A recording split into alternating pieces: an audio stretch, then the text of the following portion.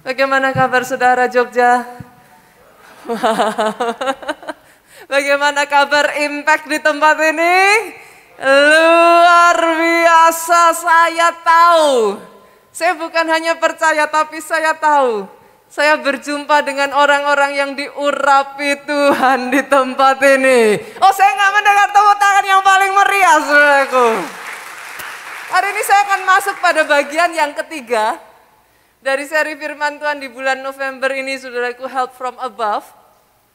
Kalau minggu lalu kita sudah belajar 3 dimensi pertolongan Tuhan. Pastikan saudara benar-benar tangkap itu, saudaraku. Karena sangat disayangkan saya tuh melihat bukan Tuhan nggak tolong loh. Tapi kadang karena tidak mengerti dimensi yang utuh dari pertolongan Tuhan. Kalau nggak hati-hati saudaraku, Tuhan tolong. Tapi kita jadi penghalang pertolongan Tuhan. Berapa kali bahkan di antara anak-anak Tuhan sendiri, Bu. Tuhan bukan nggak tolong. Dia tolong. Tapi karena kita tidak mengerti, kita tidak fully mempercayai 3 dimensi ini. Yes, Tuhan tolong. Tapi karena kita tidak aware, kita melewatkan, kita miss pertolongan Tuhan. Saya berdoa hari ini setiap jemaat keluarga di tempat ini kau bisa tangkap 3 dimensi ini secara utuh. Minggu yang lalu kita belajar, saudaraku. Yang pertama, Tuhan bisa tolong saudara lewat tangan saudara sendiri. Pastor, apa yang dimaksud? Kerja. Kerja. Saya tahu saya mungkin terdengar keras, saudaraku. Tapi firman Tuhan mengatakan kalau kau tidak kerja, janganlah engkau makan. You will be amazed dengan bagaimana Tuhan sanggup pakai tanganmu. Talenta-talenta yang sudah dia deposit in you. You will be amazed how he can use you to help you. Yang kedua, saudaraku, Tuhan bisa tolong saudara melalui pertolongan orang lain. Amin, ketika saya berbicara tentang orang lain, it can totally be anyone. Anyone at all. Minggu yang lalu kita sudah belajar. Dalam kasus bangsa Israel secara ekstrim Tuhan pakai tangan musuh untuk menolong bangsa Israel. Ada banyak yang tidak pernah membayangkan, saudara, ketika kita baca Alkitab, seringkali kita cuma melewatkan begitu saja, kita tidak sungguh-sungguh membayangkan apa yang terjadi. Berapa banyak orang Israel pada saat itu, saudaraku, ketika Tuhan pakai tangan orang Mesir, berpikir, ya ampun pastor, yang dulu-dulu aja dimintain jerami aja segitunya, saya diinjak-injak. Kalau enggak hati-hati, saudaraku, mereka langsung berkata kepada Tuhan, enggak mungkin.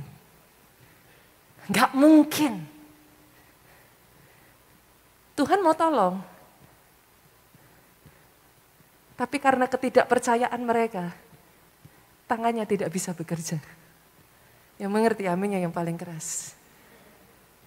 Mungkin enggak, saudara? Tuhan mau pakai orang Mesir pada saat itu. Tapi ada sebagian dari orang Israel sendiri mengatakan seperti ini. Pastor, ya ampun, ditolong musuh kita, nehi. Make sense enggak, saudara? Berapa banyak saudara akan melakukan hal yang sama? Karena harga dirimu, karena attitude-mu, karena sikapmu, Tuhan mau tolong. Tapi kau menutup pintu atas pertolongan dalam kehidupanmu sendiri. Jadi yang kedua, saudaraku, Tuhan bisa pakai tangan orang lain. Tapi yang ketiga, Pak, dia bisa pakai tangannya sendiri. Kita akan masuk, saudaraku, di minggu ini pada dimensi yang ketiga ini. Kita buka terlebih dulu Yesaya pasalnya yang ke-59. Kita akan lihat ayatnya yang ke-16. Saya bacakan buat saudara. Saudara boleh buka Alkitab saudara. Tapi cukup buka Alkitab aja ya saudaraku. Jangan lanjut balas WA ya saudara. Kita baca ya dari depan ya. Ia melihat bahwa tidak seorang pun yang tampil. Dan ia tertegun karena tidak ada yang membela. Maka tangannya sendiri memberi dia pertolongan. Keadilannya lah yang membantu dia. Ayat yang kita baca ini berbicara tentang bagaimana Tuhan turun tangan sendiri tanpa bantuan satu orang pun manusia. Bahkan di dalam Alkitab terjemahan bahasa Indonesia masa kini dikatakan seperti ini saudara. Ia heran bahwa tidak ada yang tampil dan tidak ada yang membela. Tidak ada yang membela. Maka ia memakai kuasanya sendiri untuk menyelamatkan dan memberi mereka kemenangan. Dengar ini saudaraku. Kalau tidak ada satu manusia pun yang mau dipakai untuk menolong engkau, dia bisa turun tangan sendiri untuk menolong saudara-saudara, saudara-saudara, aminmu. Yang paling keras tepuk tangannya, yang paling meriah buat Yesus Tuhan kita. Dan Tuhan yang saya kenal saudaraku, sampai detik hari ini, Tuhan yang saya kenal, dia masih sama. Kalau dulu dia sanggup tolong, hari ini pun, saat ini pun, dia masih bekerja untuk menolong pribadi lepas pribadi yang ada di tempat ini. Jogja, yuk tepuk tangannya bisa lebih dahsyat lagi buat Yesus Tuhan kita. Belajar untuk percaya, saudara. Saya tantang saudara, dare to believe. Kalau kau bisa percaya, saudaraku, dia sanggup pakai tanganmu. Yes, pastor, saya percaya Tuhan sanggup pakai tangan saya sendiri. Oke, that's good, saudaraku. Kalau saudara berani percaya dia bisa pakai tangan orang lain. Why is it so hard to believe? Dia bisa pakai tangannya sendiri. Oh, I'm very excited, saudaraku. Saya sangat excited. Saya percaya bukan satu kebetulan firman Tuhan ini disampaikan. Saya tahu sejak dari hari ini sampai menjelang akhir 2021, ada orang-orang di tempat ini yang sanggup tangkap rema ini, saudaraku. Akan ada pertolongan-pertolongan ajaib yang spektakuler. Tuhan kerjakan atas hidup saudara. Dare to believe. Berani percaya, saudara. Pertanyaannya sekarang, Pastor, mujizat seperti apa sih yang Tuhan mau kerjakan atas kehidupan saya? By the way, inilah yang saya sebut sebagai miracle from above ya, saudaraku. Mujizat yang dari atas. Mujizat seperti apa yang Tuhan mau kerjakan? Yang pertama, saudaraku, ada dua, saudara. Yang pertama, mujizat yang Tuhan mau kerjakan adalah mujizat keselamatan, saudaraku. Kita buka Yesaya pasalnya ke-63, ayat ke-8 sampai 9. Mujizat keselamatan. Bukankah ia berfirman, sungguh, merekalah umatku, anak-anak yang tidak akan berlaku curang. Maka ia menjadi juru selamat mereka. 9. Dalam segala kesesakan mereka, bukan seorang duta atau utusan, melainkan ia sendirilah yang menyelamatkan mereka.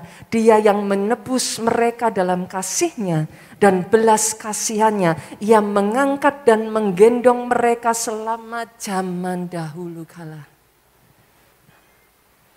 Izinkan saya mengatakan ini, saudara. Tahukah saudara? Dia tidak menggunakan siapapun untuk menyelamatkan saudara. Dia tidak mengutus dutanya. Dia bahkan tidak mengutus malaikatnya sekalipun. Ketika berbicara tentang keselamatan, Yesus turun tangan sendiri.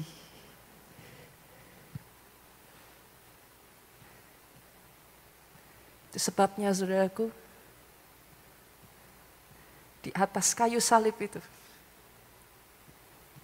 kita yang seharusnya binasa, tapi untuk saudara dan saya dia turun tangan sendiri. Sehingga engkau yang harusnya binasa beroleh hidup yang kekal. Boleh saya dengar aminmu yang paling keras dari tempat ini? Dia tidak utus siapapun. Tidak malaikatnya. Concerning you and I. Untuk saudara dan saya. Dia turun tangan sendiri. Itu sebabnya kalau ada mujizat terbesar, saudaraku, yang boleh saya katakan kepada saudara melebihi mujizat apapun, itulah mujizat keselamatan.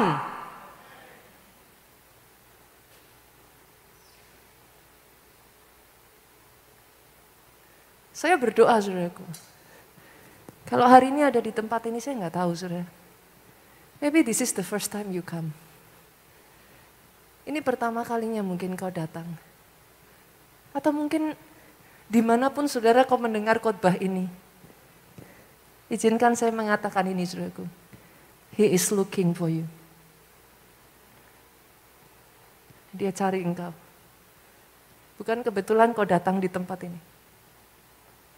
Dan kalau ada di antara saudara hari ini yang kau belum menerima dia sebagai Tuhan dan Juru Selamat dalam kehidupanmu, tidak ada waktu yang lebih baik daripada saat ini segera berlari dan terima mujizat terbesar yang bisa diterima seseorang dalam hidupnya. Salvation, keselamatan untuk jiwamu. Itu yang pertama, saudaraku. Mujizat yang dia mau kerjakan dalam hidupmu. Tapi yang kedua, saudara.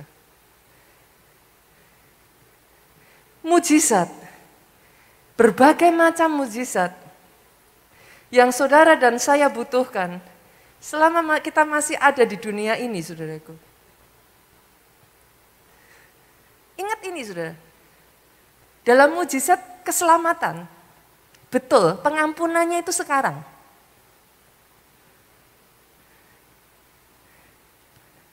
Tapi kan masuk surganya masih nanti toh, saudaraku. Setelah saudara terima keselamatan, saudara masih di bumi ini. Dan selama saudara masih ada di muka bumi ini, yang namanya masalah itu datang silih berganti. Berapa banyak dari saudara setuju dengan saya, masalah nggak pernah datang ketok pintu. Ada saudara yang namanya masalah datang, permisi saya mau masuk. Kalau ada begitu langsung ditendang aja saudaraku keluar. Berapa banyak yang setuju dengan saya, saudaraku, kita butuh pertolongan Tuhan. Itu sebabnya, saudaraku, mujizat yang kedua ini, saudara. Dalam setiap kehidupan kita butuh pertolongan Tuhan. Kalau di zaman perjanjian lama, Bu, dengan tangan Tuhan sendiri loh, Tuhan kerjakan pertolongannya. Masih ingat Pak, bagaimana dengan tangannya dia belah Laut Merah? Betul? Masih ingat bagaimana dengan tangan yang sama, dia menolong Sadrak, Mesak, Abednego dari dapur berapi? Dan dengan tangan yang sama, saudaraku, dia bungkam mulut singa. Sehingga Daniel selamat. Kabar baiknya, saudaraku, di perjanjian baru, dia belum berhenti. Bagaimana dia mengeluarkan Paulus dan Silas dengan tangannya sendiri, Pak. Tidak satu orang pun membebaskan mereka. Dengan tangannya dia keluarkan Paulus dan Silas dari penjara. Berapa kali saudara baca di dalam Alkitab? Buta melihat, tuli mendengar, lumpuh berjalan, bahkan yang mati dibangkitkan. Tapi lebih dahsyatnya lagi, dengar ini saudaraku. Bukan hanya di perjanjian lama, bukan hanya di perjanjian baru, sampai detik hari ini. Dia masih tolong saudara dan saya. Itu sebabnya.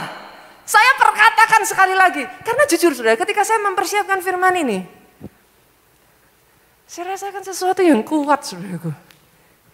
Sebelum 2021 ini berakhir, akan ada orang-orang yang mengalami pertolongan spektakuler yang dari Tuhan.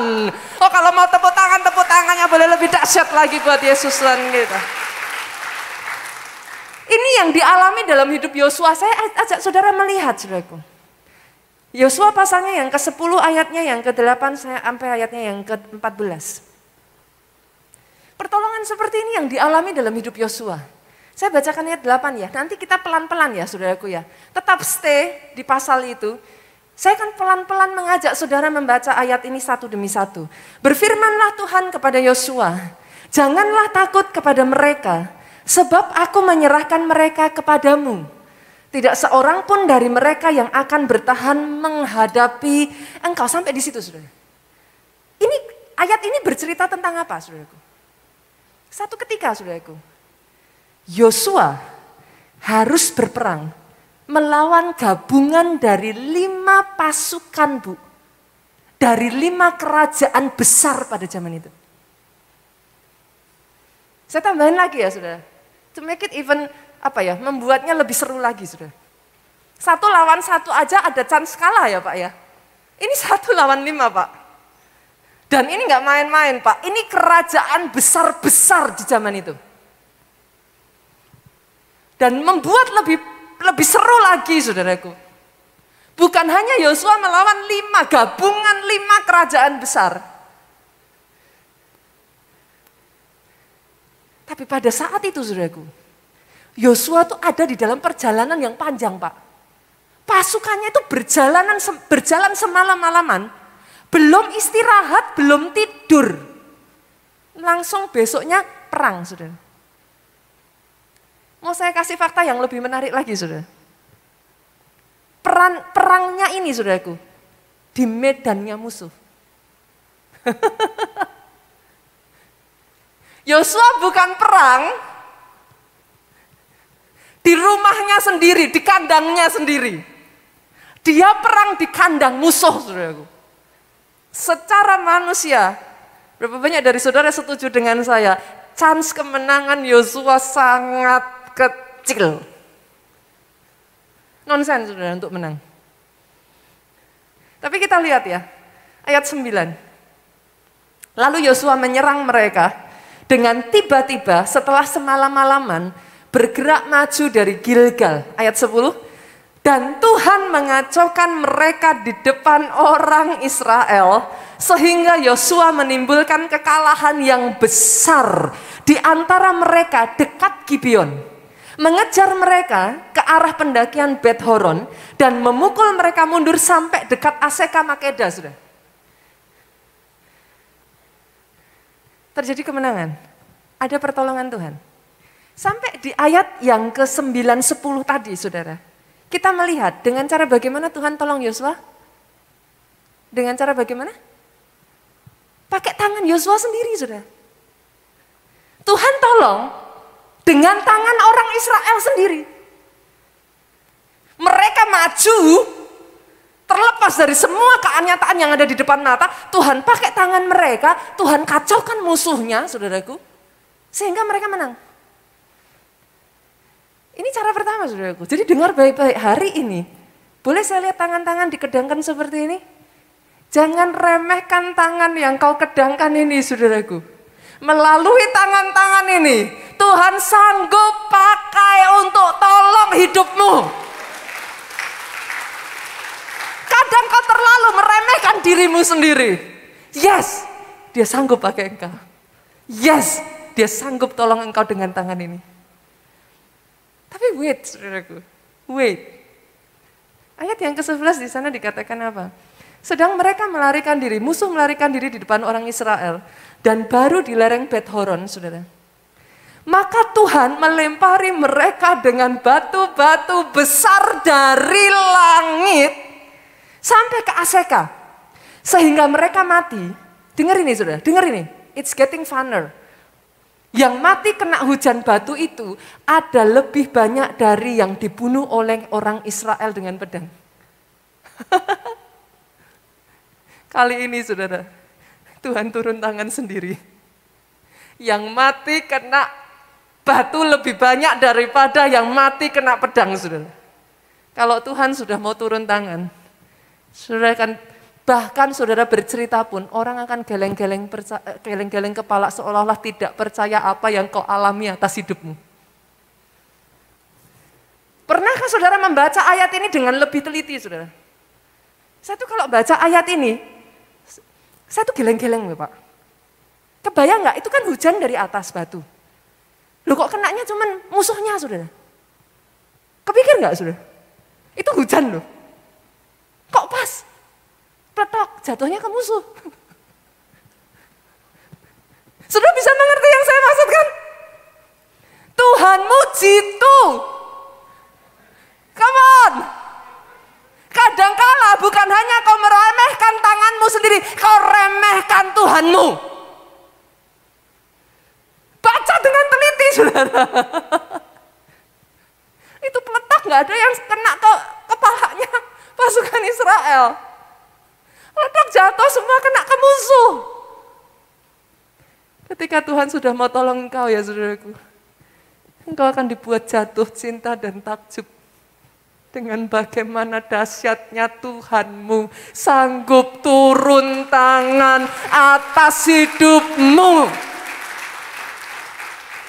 Dan gak berhenti sampai di situ, saudara. Oh, saya kalau baca kisahnya Yosua nih, keren sekali, saudaraku. Ayat 12 kita lanjutkan. Lalu Yosua berbicara kepada Tuhan. Pada hari Tuhan menyerahkan orang Amori itu kepada orang Israel. Ia berkata di hadapan orang Israel, matahari berhentilah di atas Gibeon, engkau bulan di atas lembah Ayalon. Maka berhentilah matahari dan bulan tidak bergerak, sampai bangsa itu membalaskan dendamnya kepada musuh. Bukankah hal itu telah tertulis dalam kitab orang jujur? Matahari tidak bergerak di tengah langit dan lambat-lambat terbenam kira-kira sehari penuh. Adakah di sini yang berani mengatakan ini tangan manusia? Bisa manusia menghentikan matahari dan bulan? Nonsen. Kita sepakat ya saudara? Hanya tangan Tuhan yang bisa kerjakan ini. Bahkan ketika firman ini diberitakan, coba saudara. Apa yang saat ini kau alami? Yang hanya tangan Tuhan sanggup kerjakan. Ketika dia tolong engkau harus berkata dengan mulutmu, itu tangan Tuhan. Sama seperti di ayat 14 ini, belum pernah ada hari seperti itu. Baik dahulu maupun kemudian bahwa Tuhan mendengar permohonan seorang manusia secara demikian. Ini yang saya doakan jadi atas hidupmu. Sebab yang berperang untuk orang Israel. Yang berperang untuk engkau. Yang berperang untuk keluargamu. Yang berperang untuk pekerjaanmu.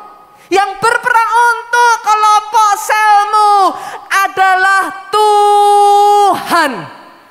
Saya nggak mendengar tepuk tangan yang paling meriah buat Yesus ya kita. Saya berdoa itu jadi atas hidupmu. Pertanyaannya sekarang saudaraku, Pastor, oke, kita butuh pertolongan Tuhan. Bagaimana Tuhan bisa tolong saya? Bagaimana supaya Tuhan bisa bekerja atas kehidupan saya? Yang pertama saudara, saya bagikan 3 poin. Yang pertama, bangun koneksi yang kuat dengan Tuhan. Seriously saudara. Kalau saudara, kita belajar dari kehidupan Yosua tadi ya saudara. Bagaimana Tuhan bisa tolong sedemikian rupa dalam hidup Yosua ini saudaraku. Yosua tuh punya hubungan, koneksi yang sangat kuat dengan Tuhan. Tidak banyak orang melihat sisi ini dari Yosua mungkin ya.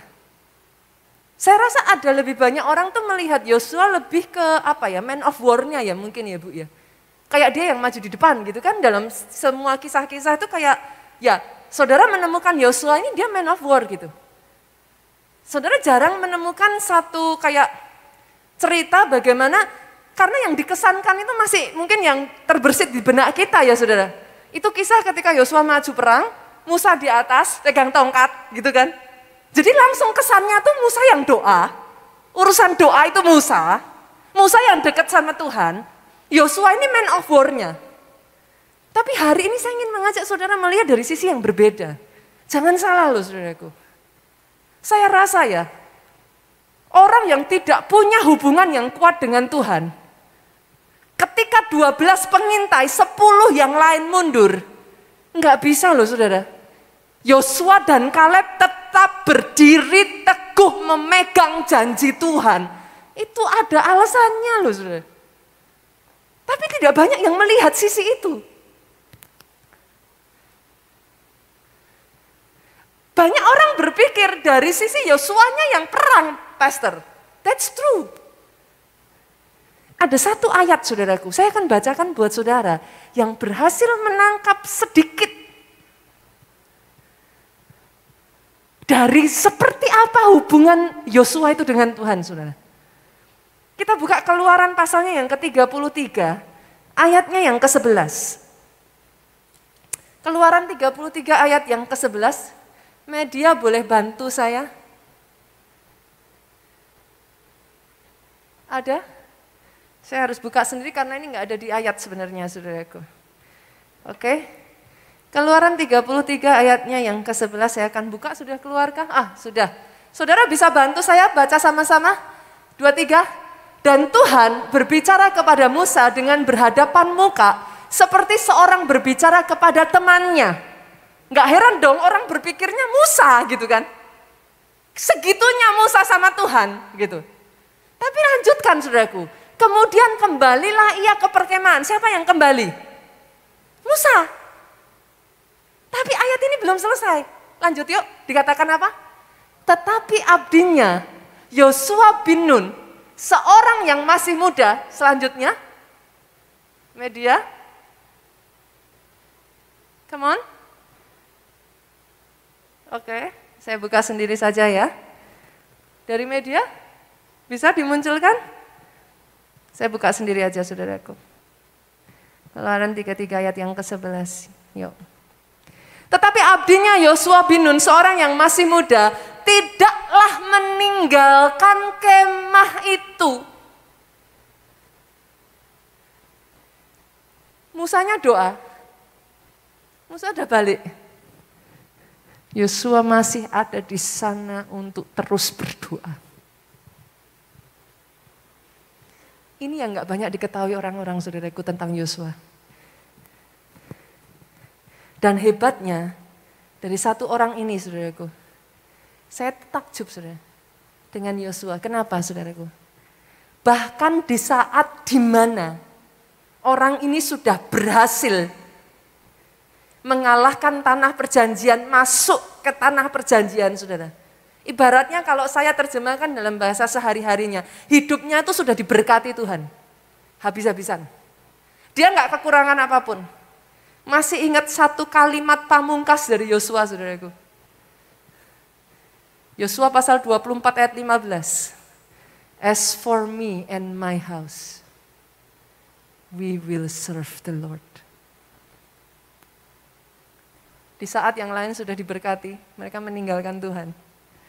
Di saat mereka diberkati, sibuk dengan berkat yang Tuhan berikan. Yosua berdiri di depan bangsa itu. Dengan satu kalimatnya dia berkata, aku dan seisi keluargaku, kami akan melayani Tuhan. Saya rasa ya saudaraku, Tidak ada orang yang tidak punya hubungan dekat dengan Tuhan yang bisa mengatakan ini. Di pandemi ini saya melihat banyak hal. Berapa banyak anak Tuhan berguguran. Berapa banyak yang imannya goyah. Hanya orang yang punya koneksi kuat dengan Tuhan, hubungan dekat dengan Tuhan, yang berani mengatakan, as for me. Saya nggak peduli orang lain mau nggak pelayanan lagi. Saya nggak peduli orang lain sudah nggak ke gereja lagi. As for me and my house, we will serve the Lord.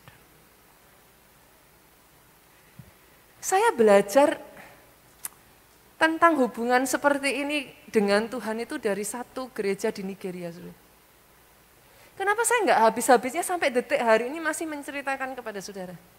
Karena dari gereja ini ya saudaraku, saya tuh nggak pernah ngeliat tempat lain yang sampai segitunya menekankan hubungan sama Tuhan. Gitu. Tidak ditekankan dalam bentuk yang kayak harus doa, kayak terus, enggak saudaraku. Tapi itu sesuatu yang saudara bisa lihat Pak. Rasakan dengan sangat jelas. Ketika kami ada di sana ya saudaraku, saya sudah berkali-kali ceritakan itu kepada saudara. Mereka tuh kalau ngadain yang namanya konferensinya mereka ya, mereka tuh gila saudara. Selesainya tuh jam 2 pagi, jam 3 pagi, jam 4 pagi, hari terakhir selesai jam 5 pagi, itu serius saudara. Kita pulang, rombongan Indonesia pulang ke area tempat kita tinggal, itu udah kayak sayur itu loh saudara. Udah kayak enggak ada tulangnya tuh loh. Jalan itu udah kayak yang saudara akan menemukan benar-benar kayak limbung gitu saudara. Udah ya kayak apa rohnya hampir lepas gitu saudaraku. Tapi saudara tahu orang-orang Nigeria ya saudara, mereka pulang maju ke depan mimbar berdoa.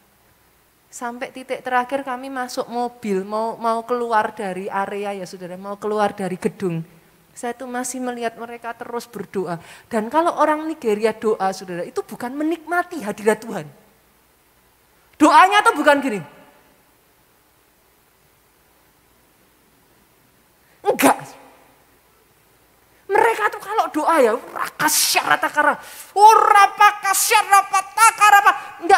enggak bisa cuman duduk gini bu.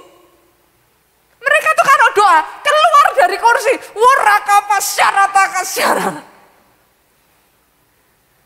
jam 5 pagi, kita sudah kayak sayur. Ini di bawah saudara. Saya tuh sampai ngelihatnya tuh sampai satu-satunya tempat yang saya pergi dan saya tidak bisa berkata apa-apa saudara. I'm speechless. Yang lain saya masih bisa berkata, oke, lampunya dibeginikan, sistemnya dibegitukan. This one I'm speechless. Orang-orang mereka ketika jaga kami ya saudara, mereka tuh punya kayak apa ya, aturan saudaraku, kayak aturan tidak tertulis yang kalau tamu belum masuk kamar, orang yang dampingi kami tuh nggak boleh tidur saudara. Ada satu waktu di mana kami tuh saking semangatnya ngobrol, kami kumpul gitu, sharing apa yang kami dapatkan. Namanya juga kan sambil masak Indomie gitu kan saudaraku. Ya gimana, tengah malam orang Indonesia kan saudaraku. Masak Indomie, duduk, ngobrol, cerita. Yang kami nggak ngerti saudaraku, ini orang tuh duduk di pojokan gitu ya saudara. Kalau orang Indonesia yang saya perhatikan, pasti sudah buka handphone, terus gini. Apapun itulah, jawab WhatsApp kayak, posting di sosial media kayak apapun, main game kayak.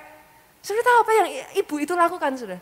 Duduk di pojokan sambil nungguin kita saudaraku. Makan Indomie. Dia baca Alkitab. Dan itu day by day saya lihat loh Pak. Wah saya di sana itu enggak bisa apa-apa sudah. Seriously. Saudara, tidak banyak gereja di Indonesia ini ya yang melakukan puasa seperti gereja kita 50 hari berturut-turut seperti itu gitu saudaraku. di sana mereka itu benar-benar men-setting jemaatnya untuk segitunya ngejar Tuhan gitu. Saya butuh saudara untuk mengerti satu hal ini. Puasa 50 hari yang buat sebagian besar orang Kristen, wow, di sana dilakukan setahun minimal 3 kali. Dan pendetanya kalau ngomong gini saudara, you can fast for 50 days, or if you fast, jadi puasa 50 hari itu pagi sampai buka jam 6. Tapi di sana itu biasa yang namanya puasa, or pendetanya akan ngomong, kamu bisa puasa ngebleng. Apa? Ngebleng itu saudaraku. Saudara bisa benar-benar puasa sama sekali enggak makan.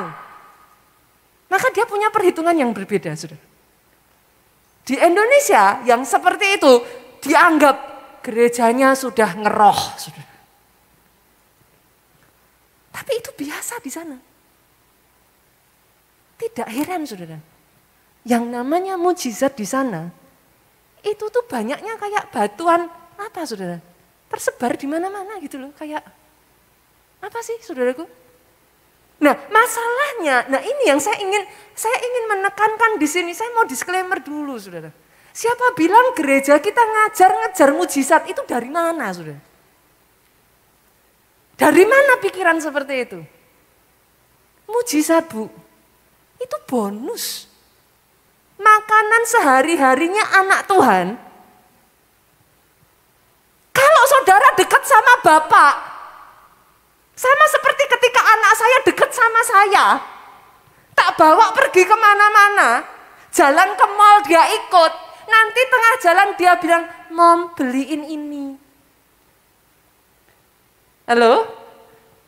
Ada di sini yang kalau bawa anaknya pergi, Mom mau minta mainan. Mom, itu lapar enak sekali. Mujizat itu kayak gitu dulu, saudara. Lah kok dikejar? Selama kau anak, hubunganmu dengan bapakmu dekat. Ngapain ngejar mujizat? Terlalu rendah. Saya menyayangkan saudaraku dalam hal ini. Kalau saudara mau melihat pertolongan seperti itu, pastikan kau punya koneksi dekat dengan Bapakmu di atas. Nempel kayak anak saya sama saya saudaraku. Nempel kayak perangko. Cicik-ciciknya yang lain gak ikut, gak dapat apa-apa. Tapi yang satu ini pulang dengan senyum lebar. Dia bawa satu plastik saudara. Doa saya itu jadi atas hidupmu. Satu plastik, bahkan lebih. Jadi atas hidupmu. Punya koneksi dekat dengan Bapak, Pak. Jangan hanya datang pas butuh. Jangan hanya datang ketika butuh. Dan saudara teriak, kok nggak ditolong-tolong? Come on, it doesn't work like that. Tapi kalau kau deket, levelnya beda. Sorry Pak, kalau kau deket, baru ngomong cul sedikit aja. Saudara nggak perlu yang sampai jengking-jengking, baru ngomong cul sedikit aja. Anak saya tuh cuman ngomongnya lembut loh saudaraku. Mami, itu cantik sekali ya. Gula-gula kapas saudaraku. So cute katanya. Dia tuh bahkan gak ngomong loh saudara, Jen mau, enggak. Cuman lihat saya dengan mata kelincinya itu loh saudaraku. Mami, itu aja saudara. Terus saya jadi mamanya yang gak tega loh, dia gak minta aja dah tak beliin kok saudara. Yang mengerti aminnya yang paling keras. Oh saya sungguh berdoa ya saudaraku atas keluarga Allah. Ada orang-orang yang cintanya sama Tuhan itu melampaui berkat. Melampaui segalanya. Cuman pengen dekat sama Tuhan aja, itu aja. Bukan yang lain-lain. Perkara kedekatanmu itu membuahkan begitu banyak pertolongan dan keajaiban atas hidupmu. So be it. terjadi atas hidupmu. Dan ketika kau terima semuanya itu ya saudaraku, sama seperti anak saya.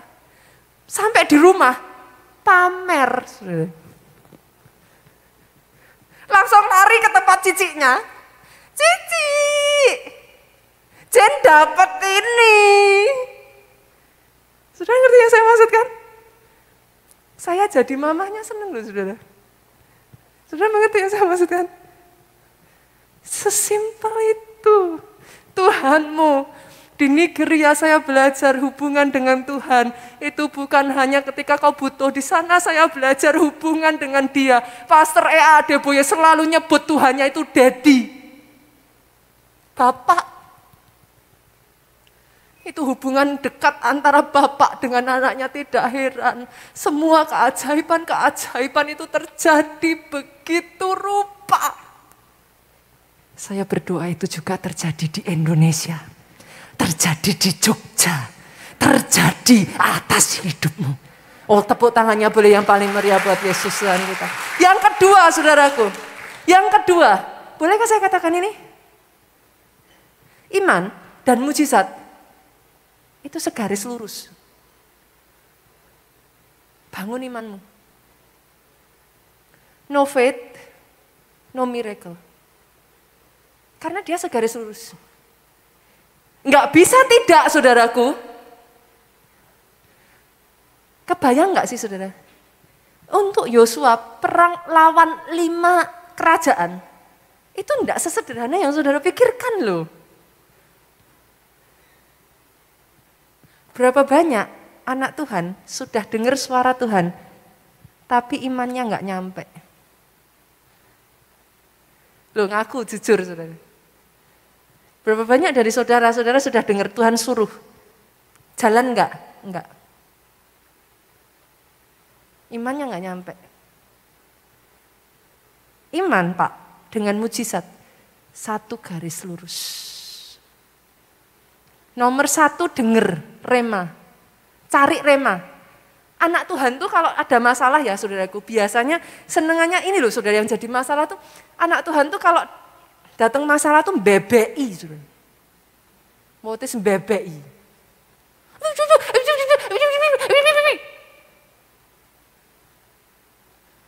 BBI, banyak saudara. Ribut aja. Cerita betapa dahsyatnya masalah, betapa dia nggak sanggup lagi, betapa sudah nggak kuat, betapa Masuk balik pintu, cari rema. Pastor maksudnya cari rema tuh gimana? 3 anak saya tuh berkali-kali ceritakan ini, tapi saya tahu nggak banyak orang bisa nangkep itu. 3 anak saya itu semua sudah divonis masing-masing itu punya resiko kematian ataupun resiko cacat, saudara. 3-tiganya. Cara saya ngalami mujizat bagaimana, saudaraku? Tiap hari, saya dengan suami itu kompakan, saya bacakan Alkitab 3 pasal. Jadi saya 3 pasal, suami saya 3 pasal, suaranya terdengar. Itu everyday, di dalam kandungan. Sampai di titik tertentu saya baca 1 ayat ya saudara. Kalau saudara nyari itu ayat tuh bisa lompat itu loh saudara. Itu rema.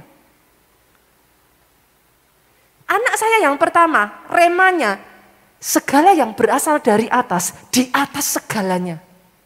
Saya katakan ke anak saya, Ci, kamu di atas virus, kamu di atas semua sakit penyakit. Karena vonisnya dokter kalau enggak, sorry saudaraku, maaf telinganya tuli, salah satu organnya cacat, maaf, mental retarded, keterbelakangan mental. Itu rema yang Tuhan berikan. Anak saya kedua, enggak bisa gede saudara. 8 bulan 2 minggu, berat hanya 1 kilo. Vonis dokternya ke anak saya yang kedua, sudah dikatakan, maaf ya Bu, dan bahasanya tuh pengen tak jitak ya dokternya tuh saudaraku. Ya ngomong, tapi ya enggak gitu. Dia bilang saudaraku, anakmu ini nanti tumbuh besarnya kuntet katanya. Loh kan ya mama ya sakit hati toh saudara, anaknya diomongin gitu. Anak saya nomor 1 tinggi. Anak ini masa dikatakan nanti nggak akan pernah bisa tinggi katanya saudara. Cebol katanya. Jadi kamu jadi mama terima ya? Oh saya makin enggak terima loh saudara. Tak bawa perkara saya di hadapan Tuhan langsung saudaraku. Pulang dari dokter saya bawa, saya enggak terima anak saya dibilang cebol. Saya berperang saudaraku, benar-benar saya cari. Saudara tahu apa remanya? Tuhan kasih waktu itu. Aku alfa omega, 8 bulan 3 minggu saya dapat rema itu. Saya makan apapun yang gemuk saya, anak saya enggak naik beratnya saudara. Karena muntir gitu saudaraku. Jadi asupan makanan tuh enggak bisa masuk. 8 bulan 3 minggu saya dapat rema itu. Aku alfa omega, aku tahu permulaan anakmu, aku tahu endingnya. Sejak hari itu apapun yang saya makan masuk ke anak saya. Dia lahir 2 kilo 95 on. Enggak mungkin. Hanya selisih kayak 2-3 minggu sebelum anak saya lahir. Enggak mungkin beratnya nambah hampir 3 kali lipat. Anak saya yang ketiga, saya udah tenang-tenang. Wah ini paling enak nih, enggak ada masalah apa-apa nih. Wah aman, lahir aman. Saya udah, wah puji Tuhan. Lah 5 hari sebelum lahiran saudaraku. Perasaan saya enggak enak, Tuhan dorong saya untuk ke dokter. Dicek plasenta apa namanya itu ya saudara. Jadi plasentanya itu nelen air ketuban saudara. Jadi air ketubannya habis tanpa ketahuan. Itu kalau saya enggak benar-benar hari itu didorong Tuhan saudaraku. Dokter sudah ngomong, anakmu sudah babai. Karena habis itu langsung saya enggak boleh pulang, langsung diadakan tindakan saudaraku. Anak saya ketiga. Tiga-tiganya semuanya saudaraku. Itu hasil pergumulan rema. Mbak I dan BBI enggak menolong. Yuk, masuk ke kamarmu, cari rema. Tapi setelah Tuhan kasih rema, Bu, iman, jalan. Roma 1:17 orang benar hidup oleh iman. Bukan oleh perasaan, bukan oleh cara pikir kita sendiri. Sehebat apapun kita, orang benar hidup oleh iman. Saya berdoa itu jadi atas hidupmu. Bangkitkan imanmu. Yang ketiga saudaraku, yang ketiga, saya tutup dengan ini saudara. Berani bergerak dalam dimensi kuasa dan profetik. Saya tahu di masa-masa seperti ini ya saudaraku, banyak orang Kristen yang kehilangan kepercayaannya dan kehilangan keberaniannya. Ada banyak yang mengatakan kepada saya, pastor saya udah doa-doa mau sampai mulut saya berbusa. Saudara jadi kayak apa ya saudaraku, enggak berani ngomong kata-kata profetik lagi. Saudara kira jadi Yosua mengatakan matahari berhenti di lembah Ayalon, bulan berhenti. Itu menurut saudara loh, saya tanya saudara, do you dare to say it? Saya tuh pernah ngalami dalam hidup saya, ada waktu-waktu saudaraku, dimana ketika saya mau ngomong aja kayak I don't dare. Saudara pikir gampang, Yosua ngomong kayak gitu. Matahari berhenti, bulan berhenti. Hanya orang-orang yang punya hubungan kuat sama Tuhan, hanya orang-orang yang imannya sudah ditempa, berani ngomong kayak gini. Tahukah saudara, ada satu bagian tubuh kita yang kecil, kelihatannya enggak dianggap, tapi powernya besar sekali. Mulut. Itu sebabnya banyak saudara dengar kata-kata ini kan, mulutmu harimaumu. Pernah dengar kata-kata itu? Tapi sebaliknya kalau saudara pakai mulut saudara dengan cara yang benar, itu benar-benar jadi harimau yang benar-benar menerkam saudaraku. Powernya besar. Dia sudah taruh itu di mulutmu saudara. Ada waktu di mana Musa ngalami sama saudara. Mengalami pandemi seperti ini ya saudaraku. Sama, Musa juga pernah mengalami masalah saudara. Sampai dia berjumpa semak duri, menyala api tapi enggak terbakar Pak. Itu perjumpaan pribadi dengan Yesus. Saya berdoa melalui masa pandemi ini, sekali lagi kau mengalami perjumpaan dengan Yesus. Imanmu dibangkitkan lagi saudara. Mulutmu tidak dibungkam. Engkau yang hari-hari ini, selama ini, mulutmu sudah dibungkam. Engkau takut. Nanti kalau aku ngomong nggak kejadian gimana, Pastor? Apa betul itu perkataan profetik? Saya berdoa sungguh-sungguh, saudara. Karena saya melihat nih, akan ada orang-orang di tempat ini yang somehow saudara bisa tangkap aja. Kami juga sama loh, saudara. Ada waktu ya, saudara. Sekian 7 tahun yang lalu ya. Pastor Obaja tuh utus kami untuk pergi ke Jakarta. Itu nggak gampang. Seriously. Bukan keinginan saya dengan Pak Ajo untuk pergi ke Jakarta, saudara, pada saat itu. Pergumulannya lama. Dan by the way, gereja kita di Jogja saat itu sedang maju-majunya. Di Jakarta itu, saudaraku, gerejanya tutup. 10 tahun, saudara. 10 tahun. Jakarta itu berjuang. Sampai di satu titik, literally gereja di Jakarta itu sudah mati, saudara. Diserahkan kepada Pak Obaja. Dan dengan santainya Pak Obaja sampaikan kepada saya dan Pak Jo, sana ke Jakarta.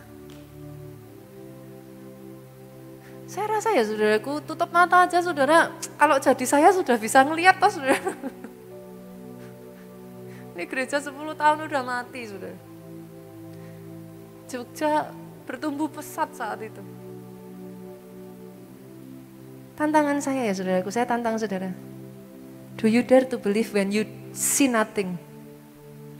Berani nggak percaya ketika yang saudara lihat itu nothing? Kalau percayanya setelah jadi, Bu, semua orang bisa. Waktu saya berangkat ke Jakarta itu nangis, saudara. Saya nangis. Bukan hore gitu, enggak, saudara. Nangis. Itu saat dimana saya sampai ngambil puasa 100 hari. I see nothing. Tapi kalau kau belajar berjalan bersama dengan Tuhanmu, Tuhanmu tidak pernah salah. Saya belum melihat apa-apa pada saat itu, saudaraku. Tapi hari ini, Tuhan memberkati. Saat ini, saudaraku, sister church saudara yang ada di Jakarta, size-nya mungkin sudah setengah size kota gereja kita yang ada di Jogja ini. Yang tadinya sudah mati. Ada yang sudah mati dalam hidupmu? Yang secara manusia orang-orang banyak mengatakan tidak mungkin bisa. Saya selalu katakan, masuk ke ruang steril, masuk ke ruang kedap, cari Tuhanmu habis-habisan di sana. Manusia terbatas, tidakkah pandemi ini sudah mengajarkan setiap kita? Manusia terbatas, uangmu terbatas. Ayo sama-sama yuk katakan. Tolonganmu datang darimu. Mari saya sebut cepat untuk berdiri bersama-sama. Pengharapanku padamu, ku takkan goyah, ku takkan gentar, sebab kau gunung batuku, kota benteng keselamatanku. Ya jemaat, yuk sama-sama kita katakan yuk. Angkat kedua tanganmu di hadapan Tuhan. Pertolonganku datang darimu, pengharapanku hanya padamu. Ku takkan goyah, ku takkan gentar, sebab kau gunung batuku, kota benteng keselamatanku. Biar piano saja pujikan lagu ini. Saudara, kalau kau hanya cari Tuhan untuk dapat pertolongan, untuk dapat mujizat, maka kalau Tuhan gak tolong kau kecewa. Kalau kau belum melihat jawaban dan mujizat, kau mundur. Tapi kalau kau cari dia karena kau sayang dia, karena dia segalanya. Ditolong gak ditolong itu bukan urusan nomor satu. Engkau melayani, engkau beribadah gak ada urusan dengan mujizatnya Tuhan. Karena buat engkau dia segalanya, itu aja. Saya berdoa yang seperti inilah jemaat keluarga Allah. Tapi justru ketika engkau cintanya sama Tuhanmu mati-matian seperti ini, saya perkatakan saudara, dalam hidupmu keajaiban demi keajaiban itu tidak pernah berhenti-hentinya. Yes. Sampai kau bingung mau yang mana yang disaksikan duluan, karena terlalu banyak. Hari ini saudaraku, engkau yang berkata, Tuhan, aku butuh engkau, aku tidak mau tanpa engkau. Tuhan, pertolonganku bukan dari manusia, Tuhan, bukan dari sekelilingku, tapi dari engkau dan dari engkau saja. Katakan dengan suaramu saudaraku. Pertolonganku datang darimu, pengharapanku hanya padamu. Ku takkan goyah, ku takkan gentar, saat kau gunung batuku, kota bentengku. Pertolonganku datang darimu, pengharapanku hanya padamu. Ku takkan goyah, ku takkan gentar, saat kau gunung batuku, kota benteng keselamatanku. Gunung batuku, kota benteng keselamatanku. Engkau gunung batu kami Tuhan. Gunung batuku, kota benteng keselamatanku.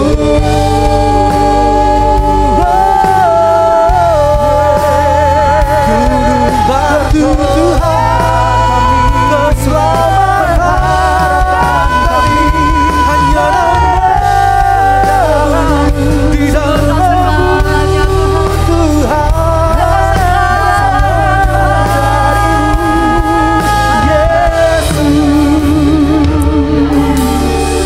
Hari ini saya sungguh-sungguh berdoa saudaraku. Satu demi satu pribadi lepas pribadi tempat ini dibangun semakin melekat dengan Tuhan. Amin. Dibangun semakin erat hubungannya dengan Tuhan. Amin Tuhan, amin. Dibangun punya dasar iman yang kuat. Amin, amin. Tidak hidup oleh perasaan, tidak hidup oleh pikiran. Kenapa saudaraku? Perasaanmu bisa membingungkan, perasaanmu bisa berubah dengan cepat, pikiranmu terbatas. Tapi kalau kau dibangun atas dasar iman, karena rema yang daripada Tuhan, hidupmu kokoh. Amin. Yes, amin. Sejak dari hari ini, berani perkatakan atas hidupmu saudaraku, engkau bukan ekor, engkau kepala. Yes, amin. Masa depanmu gilang gemilang. Amin. Karena dia tahu rancangannya atas engkau, bukan rancangan yang mendatangkan kecelakaan, rancangan damai sejahtera.